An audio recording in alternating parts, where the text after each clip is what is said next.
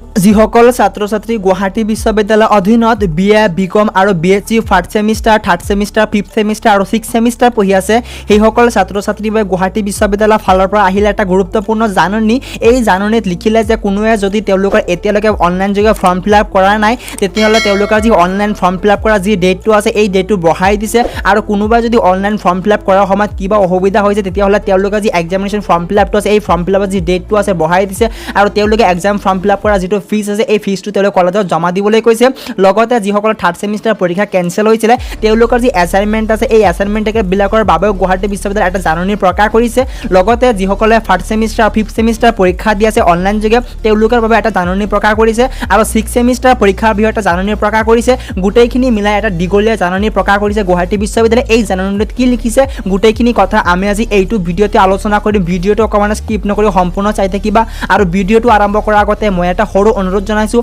তোমালোকে যদি এতিয়ালৈকে আসাম অনলাইন টেক চেনেলটো ছাবস্ক্ৰাইব কৰা নাই চেনেলটো ছাবস্ক্ৰাইব কৰি ৰাখিবা, কাৰণ তোমালোকে জানা যে তোমালোকে এইটো চেনেলত প্ৰতিদিন গুৱাহাটী বিশ্ববিদ্যালয়ৰ ফালৰ পৰা এনেকুৱা ধৰণৰ ইনফৰমেশ্যন ভিডিঅ'বিলাক পাই থাকিবা, গতিকে চেনেলটো ছাবস্ক্ৰাইব কৰি ৰাখিবা। এতিয়া দেখাম যে আজি গুৱাহাটী বিশ্ববিদ্যালয়ৰ ফালৰ পৰা কি নতুন নটিফিকেশ্যন প্ৰকাশ পাইছে।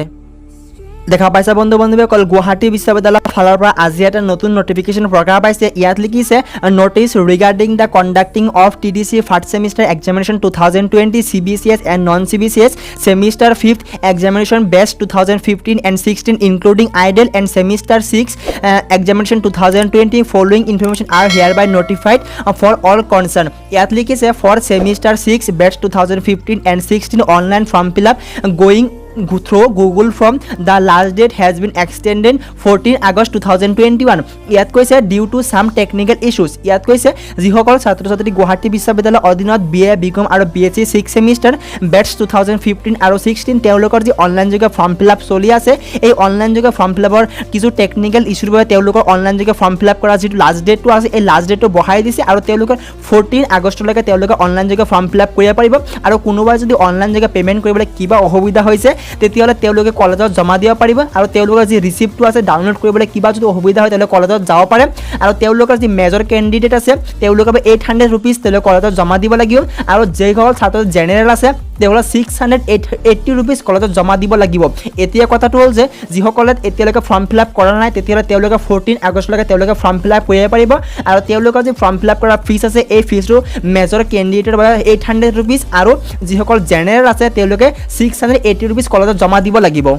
আৰু ইয়াত কৈছে college are requested to collect the fees and deposit the same of the university through SBI collection. ইয়াত কৈছে যি কলেজে তেওঁলোকে যি ফিজটো ৰিচিভ কৰিব এই চেম ডিপজিট চেম পে'মেণ্টটো তেওঁলোকে কলেজৰ SBI কালেকশ্যনৰ জৰিয়তে কলেজত দিবলৈ কৈছে, অৰ্থাৎ ইউনিভাৰ্চিটিক চেণ্ড কৰিবলৈ কৈছে। আৰু 2 নম্বৰ এটা ইম্পৰ্টেণ্ট পইণ্ট কৈছে, ইয়াত লিখিছে student having error in filling the examination form will be enable log in download the question paper in such cases student may kindly be provide a copy of the question paper by the concerned college will be provide a soft copy of the question paper on demand by the university just before the examination. All the such students have to mail their answer script to their respective college within the stipulated time. ইয়াত কৈছে যিসকল ছাত্ৰ ছাত্ৰীয়ে তেওঁলোকে online যোগে form fill up কৰাৰ সময়ত তেওঁলোকে অসুবিধা হৈছে বা কিবা ভুল কৰিছিলে সেইসকল ছাত্ৰ ছাত্ৰীয়ে যেতিয়া অনলাইন যোগে পৰীক্ষা দিব পৰীক্ষা দিয়াৰ সময়ত তেওঁলোকে যেতিয়া লগ ইন কৰিব লগ ইন নহ'ব বা তেওঁলোকৰ যি কুৱেশ্যন পেপাৰ আছে এই কুৱেশ্যন পেপাৰটো ডাউনলোড নহ'ব। যদি তুমি অনলাইন যোগে ফৰ্ম ফিল আপ কৰাৰ সময়ত কিবা অসুবিধা বা ভুল কৰা তেতিয়াহ'লে তোমাৰ যি কুৱেশ্যন পেপাৰটো আছে এই কুৱেশ্যন পেপাৰটো ডাউনলোড নহ'ব। তেতিয়াহ'লে তুমি কি কৰিবা তোমাৰ যি কলেজ এই কলেজত তুমি যোগাযোগ কৰিব পাৰা আৰু কলেজত তুমি ক'ব পাৰা যে মোৰ কুৱেশ্যন পেপাৰটো ডাউনলোড হোৱা নাই, কলেজে তোমাৰ কুৱেশ্যন পেপাৰ দিব আৰু কলেজে কুৱেশ্যন পেপাৰ দিয়াৰ পিছত তোমালোকৰ যে উত্তৰৰ বহীটো হ'ব এই উত্তৰৰ বহীটো কলেজে এটা ইমেইল আইডি দিব, সেই কলেজৰ ইমেইল আইডি তুমি তোমাৰ উত্তৰৰ বহীটো চেণ্ড কৰিব লাগিব, তোমাৰ কলেজত দিব লাগিব, কলেজে তোমাৰ কুৱেশ্যন পেপাৰ দিব আৰু কলেজত তোমাৰ এনচাৰ ছিটখিনি কলেজত আপলোড কৰিব লাগিব। কলেজে তোমাৰ এটা হেল্পলাইন নাম্বাৰ দিব, এই হেল্পলাইন নাম্বাৰ তুমি যোগাযোগ কৰিবা আৰু এটা হেল্পলাইন নাম্বাৰ দিয়াৰ লগতে তোমাৰ এটা ইমেইল আইডি দিব, সেই ইমেইল আইডি তোমাৰ যি কুৱেশ্যন পেপাৰটো আছে বা তোমাৰ যি এনচাৰ ছিটটো আছে এই এনচাৰ ছিটটো তুমি আপলোড কৰিব লাগিব। ইয়াত কৈছে যিসকল ছাত্ৰ ছাত্ৰীয়ে BA BCom আৰু থাৰ্ড সেমিষ্টাৰ আছিলে তেওঁলোকৰ যি পৰীক্ষাটো আছে এই পৰীক্ষাটো কেনচেল কৰিছে। ইয়াত লিখিছে uploading of third semester terminal mark by the college will be start from 17 August 2021. College are requested to complete all the correction if any third semester student before 14 August 2021. ইয়াত কৈছে যিসকল ছাত্ৰ ছাত্ৰী BA BCom আৰু BSc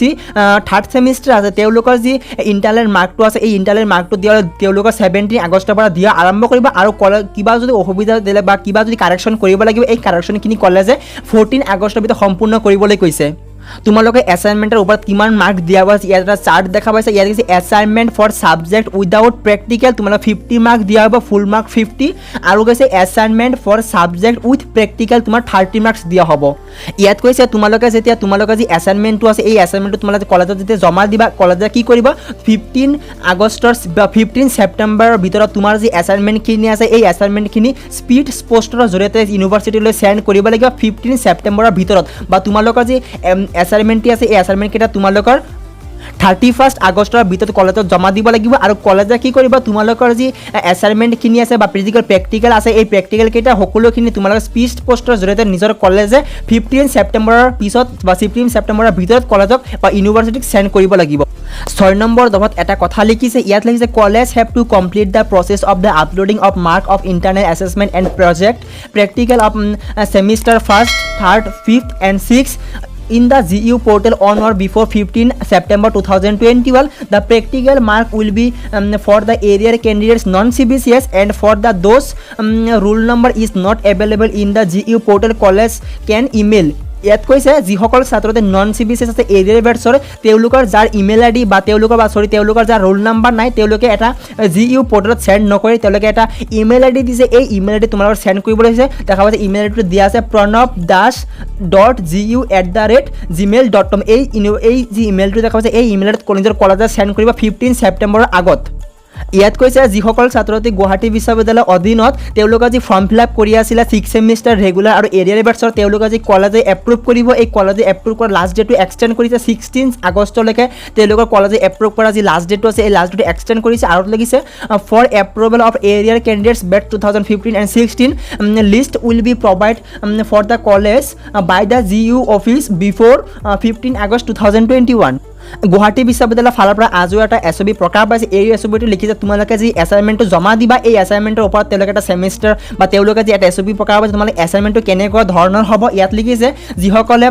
BA BCom LLB পঢ়ি আছে বা 1st semester 2nd semester 4th semester 6th semester 8th semester তেওঁলোকৰ এছঅবিটো প্ৰকাশ কৰিছে ইয়াত লিখিছে the assignment must B hand writing তোমাৰ যি এছাইনমেণ্টটো আছে এছাইনমেণ্টটো তোমাৰ নিজৰ হাতেৰে লিখিব লাগিব আৰু A4 সাইজ পেপাৰত লিখিব লাগিব আৰু যি A4 সাইজ পেপাৰত লিখিবা এই A4 সাইজ পেপাৰত তোমাৰ A4 কিমানটা পেজ লৈছে এই পেজটোৰ নাম দিবলৈ কৈছে আৰু ইয়াত কৈছে তোমালোকৰ যি টপিকস বা এছাইনমেণ্ট লিখিবলৈ যি টপিক দিব বা যি কুৱেশ্যনটো দিব এই কুৱেশ্যনটো তোমালোক 16 আগষ্টৰ আগতে দিব এটা লিংক দিব সেই লিংকৰ পৰা গৈ তোমাৰ যি টপিকটো আছে বা যি কুৱেশ্যন পেপাৰটো আছে এইটো ডাউনলোড কৰিবলৈ কৈছে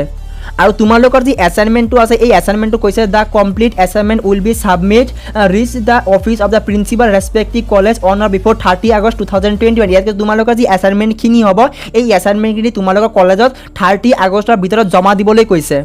ইয়াত কৈছে তোমালোকৰ যি এছাইনমেণ্ট কৰিবলৈ 5টা টপিক দিব 5টা কুৱেশ্যন দিব এই 5টা কুৱেশ্যনৰ ভিতৰত তোমালোকে যিকোনো 4টা কৰিব লাগিব ইয়াত কৈছে there will be 5 question or topic for the paper student have to attempt any 4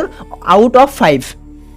তো এইখনে আছিলে গুৱাহাটী বিশ্ববিদ্যালয়ৰ ফালৰ পৰা সৰু এটা ইনফৰমেশ্যন ভিডিঅ' যদি ভিডিঅ'টো ভাল লাগে তেতিয়া লাইক কৰিবা আৰু চেনেলটো যদি নতুন চেনেলটো ছাবস্ক্ৰাইব কৰি ৰাখিবা কাৰণ তোমালোকে এইটো চেনেলত প্ৰতিদিন এনেকুৱা ধৰণৰ ইনফৰমেশ্যন ভিডিঅ'লৈ পাই থাকিবা আজিলৈকে এইখিনিতে